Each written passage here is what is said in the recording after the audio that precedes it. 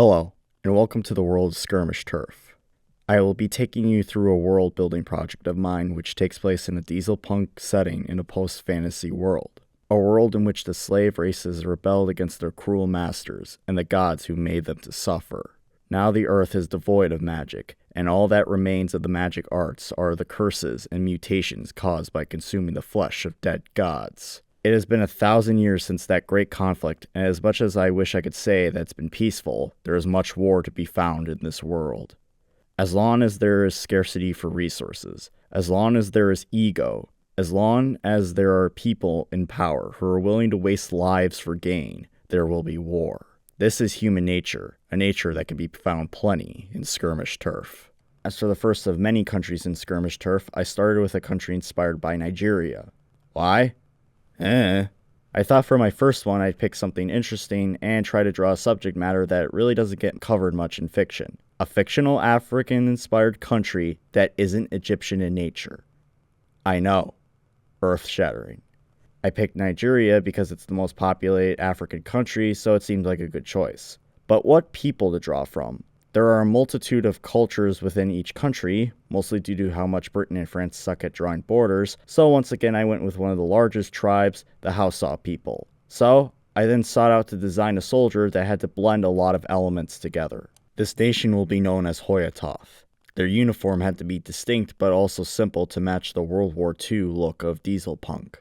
The helmet had to be instantly recognizable but also look like it was made by the lowest bidder. I was taking inspiration from an Islamic people in a world where Islam doesn't exist. I'm making this out to be some great challenge when in reality it wasn't the struggle for me. Well, I struggled a little bit. No good design process doesn't go through that. I wanted to take cues from the Hausa people's history and culture without directly ripping it off. The end result has mixed opinions on my end. On one hand, I liked the design and I liked the lore I was able to come up with explaining the look. On the other hand, I feel like as if I didn't tell you where I took the design inspiration from, you wouldn't see it at all. The helmet mostly takes inspirations from this ceremonial mask and this piece of headgear which the Cleveland Art Museum claims is of Hausa origin, but I couldn't find anything to back this up, so it's up in the air. We're not Detroit! In general, information on certain cultural aspects on African people isn't as good as you hope. That being said, if I took too much, then that would be plagiarizing real life, and it wouldn't be as original. I do think I have gotten better at drawing people. For Hoyatoth and for the next illustration, I wanted to get better at faces and anatomy.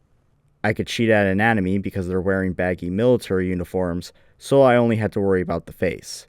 As you saw, the face was rough at first, but by using my psychic powers, I was able to fix it and also magically shade the armor. That is what I did, and it's totally not because I lost the footage. Anyhow, onto the why of the art. The look I was going for with this army was one of speed and toughness. The Hoyatoth soldier is expected to run laps around the enemy and shrug off anything that's thrown their way. Many find it surprising how quickly the vehicles of the Hoyatoth army can maneuver, considering how large and bulky they are. This line of thought is often why packs aren't as commonly seen on their infantry. They go in, strike hard, and come back to the base to resupply, or they don't come back at all. A lot of equipment is also built with some form of cooling measures. The body armor has a power pack on the back to allow for ventilation to make wearing body armor under the Savannah sun more bearable. Some soldiers also carry with them a mini fan to plug into their helmet, which is allowed as so long as it doesn't interfere with performance. While obviously not as apparent as in civilian settings, I believe that the uniforms and the guns of an army often reveal a lot about the country itself. Nigeria, for example, uses any equipment they can get their hands on, and Brazilian guns pretty much encapsulate what the country is all about. For Hoyatoth, the main symbolism of a soldier is a sash. The free states of Hoyatoth have a long history with many different kingdoms coming and going. One thing that was consistent, though, was that a sash marked a warrior, usually one made from the remains of a slain beast. Each man or woman who picked up arms would wear one sash to mark their new cultural status. A warrior or a group of warriors would defend their tribe and would take the sashes of slain foes. The more sashes you had, the more skilled you were. Or you got lucky and killed a guy with a lot of sashes. It wasn't a perfect system, but it gave a sense of unity to the region. Even as the country progressed and eventually industrialized, the symbolism remained. After the War of World Armageddon, many countries with cultural ties to Hoyatoth were free and looking to form a centralized state in order to keep the region independent from outside rule. In the year 1010, a millennium and a decade after humanity threw off the shackles formed by their very creators, Hoyatoth would officially form. After countless days of bickering and document signing, the country known officially as the Free States of Hoyatoth was born. Their country is now defended by the warriors with stripes on their shirts and bands on their helmets. For no longer were multiple sashes fought for, they were earned. Of course, no country is perfect, and Hoyatoth is no exception. The many different regions of Hoyatoth can have widely different laws regarding things like marriage, legal proceedings, and what is and isn't an acceptable business practice. This isn't like one state having stricter gun laws than another. This is one region of the country allowing for polygamous relationships, and one region it being punishable by a life sentence in prison. Hoyatoth also has problems with keeping steady supply lines, hence their reliance on hit-and-run tactics. This isn't because of poverty. Their military has a tight budget, and they have to worry about corrupt suppliers. Also, while life within the country is pretty good with a high standard of living, certain territories weren't exactly incorporated willingly. Expect these regions to rebel. A lot. So there you go, Hoyatoth, a country inspired by Nigeria but without taking too much to the point of being derivative.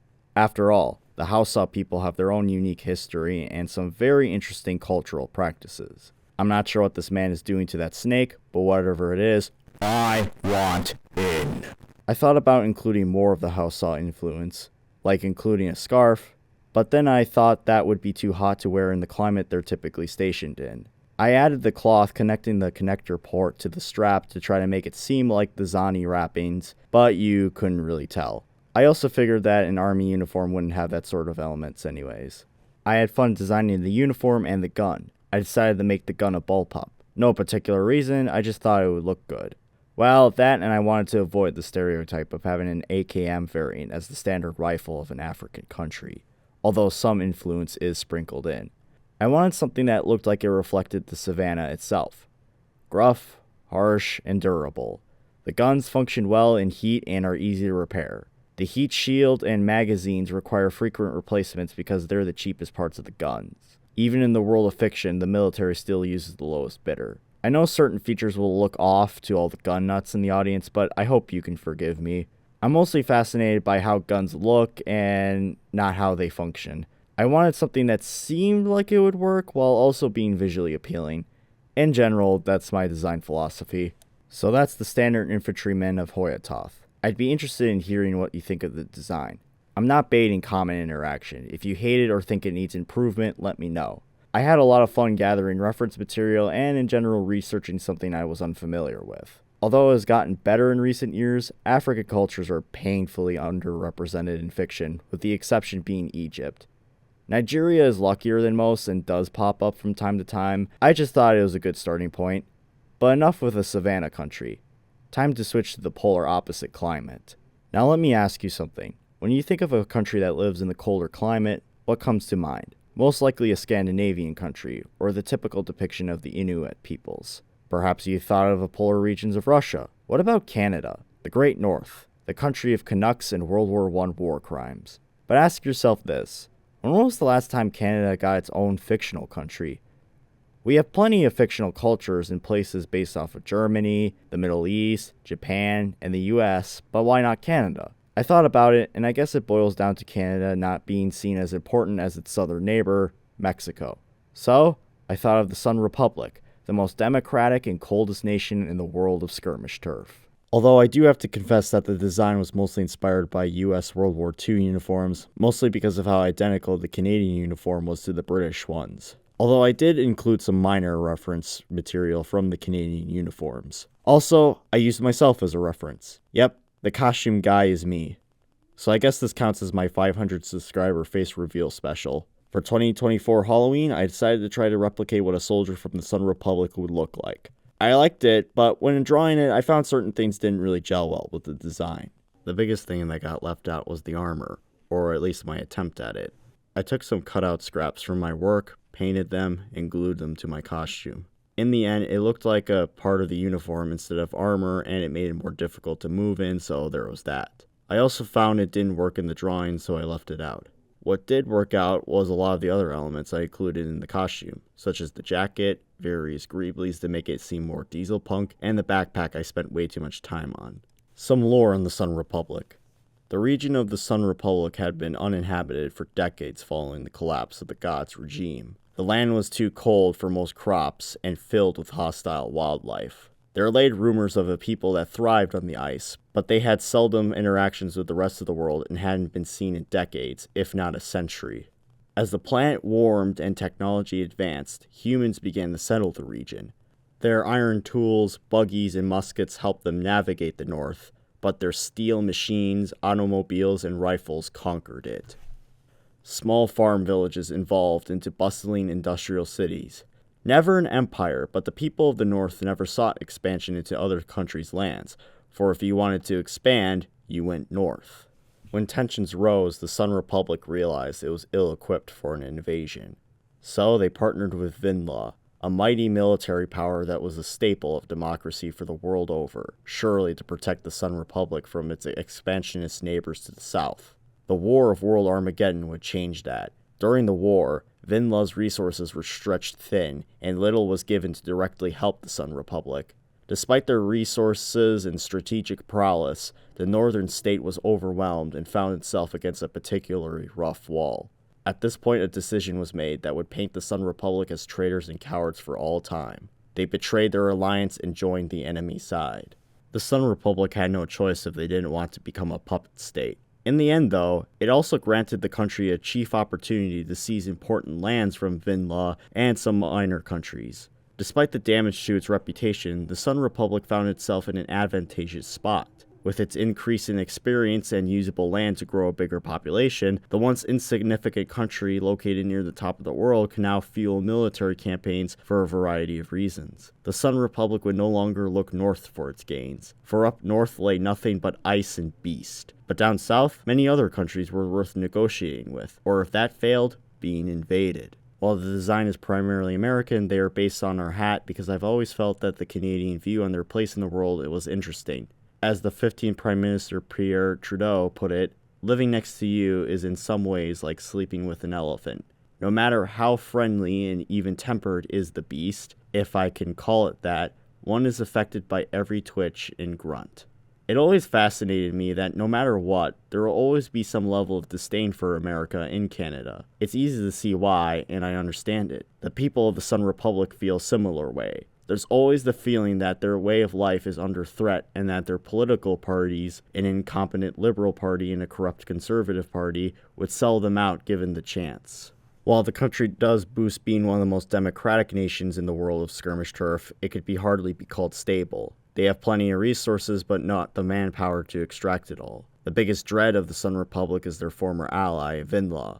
While the country has no more military, it interferes with the Sun Republic's affairs frequently and with startling ruthlessness. If you want to know what Vinlaw is like, imagine a country crossed with the US, China, and Switzerland, but with none of the good and all the negative traits associated with them.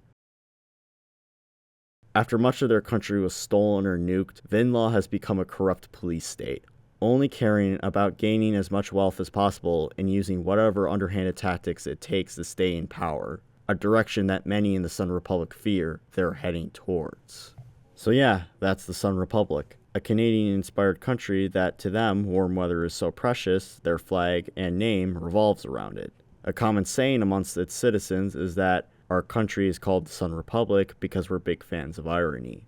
If there are any Canadians watching, I'd be interested to hear what you think. Also any Nigerians, I probably should have specified that earlier. Oh, and before you ask, no, the Sun Republic doesn't have their own version of Quebec. They also don't use bags of milk because that's not as common in Canada as Americans think. The Sun Republic often chooses to try to engage the enemy in a war of attrition, where they'll rain artillery on the enemy for 20 days and then move in to mop up what's left. That's why their soldiers are so equipped, because when they go into battle, it feels like a camping trip with cannons and occasionally getting shot at.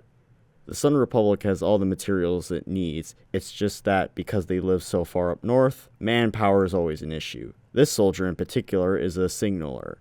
keeping the front line moving over large distances. I feel like this design really nails the look I'm going for with the look of the people and armies of this world. It's mechanical, but not too over the top with it. I also like the gun. Once again, it's mostly based off of what I made for my costume. It's loosely based on an M16, but that's only taking into account the carrying handle / scope top. While I like what I came up with for my costume, it also looked too sci-fi, with one person commenting it looked like a plasma gun from Fallout.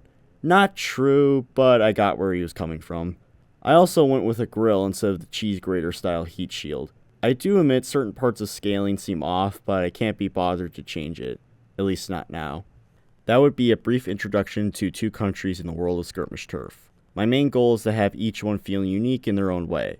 I also want to try to draw inspiration for places that maybe don't have the most amount of representation. I can't say I'll be unique for every single made-up country in this world. There will be a German faction, and considering this is diesel punk, yes, they will have mechs. I had some fun with these designs, and I hope you enjoyed them too. Besides my costume, I didn't do too much sketching out for the design. I have this drawing which gave them a pointed helmet. I stopped and decided I should probably do some actual research.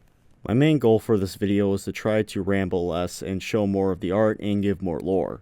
I had to explain a lot of my thought process in the last video because it took a lot of explaining to try to get everyone caught up with my madness. This one I felt I didn't have to do as much because human soldiers are a lot more comprehensible than mutant starfish zombies. If you haven't seen the last video, I wonder how much of a whiplash that was. On that same note, I just want to say thank you to everyone who watched that video. I know this is going to sound hokey, but it means a lot to me, and so many people watched and shared their thoughts on it. That video did better than I could have ever imagined, mostly because I was expecting it to get like 100 views. I know since most big-time YouTubers will get 100,000 views or even 1 million on their videos, but for me, a literal nobody with one video, getting 16k views made me feel proud, like I accomplished something. So, once again, thank you to everyone that commented and gave me their positivity. It made my entire week. I also wanted to address something I saw a lot of under the Stardead video. A lot of people said that the way the Stardead absorbed the DNA of other organisms to use reminded them of the Chimera ants from Hunter x Hunter, since they reproduce by consuming other organisms and gaining their traits. The idea of DNA absorption is pretty common in science fiction, so it comes to no surprise many folks are reminded of other properties. While a lot of ideas and concepts around the Stardead aren't new, it's their usage and application that makes the idea unique. I don't watch anime, so it was interesting hearing that. Well, with the exception of Dinosaur King, that show fucked. Speaking of prehistoric life, you might notice that the video isn't over.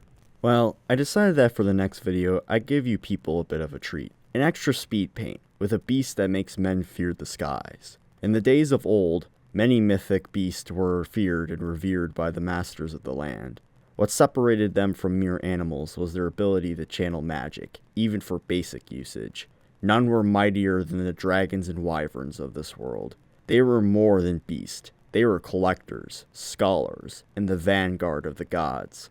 But when the magic of the world was vaporized in atomic flame, the knowledge of the world was lost, both for mankind and the dragon. Most enchanted beasts merely died when magic was lost. Their mere existence such an insult to the laws of reality they could not survive. And true, while many dragons were crushed under their own weight, those who survived the fall picked themselves back up. They could no longer breathe fire, talk, or even fly, but that was better than becoming one of the many rotting carcasses the dragons now feasted on. As time went on and future generations rapidly mutated, dragons became a shadow of what they once were. A mighty and proud race, crafted to be the perfect organism, now only remains as a savage animal, with no trace of wisdom, grace, or virtue in their soul. Yet, even in this form, they still invoke terror, for the fallen dragons are the apex predators of Skirmish Turf. Their prey, men.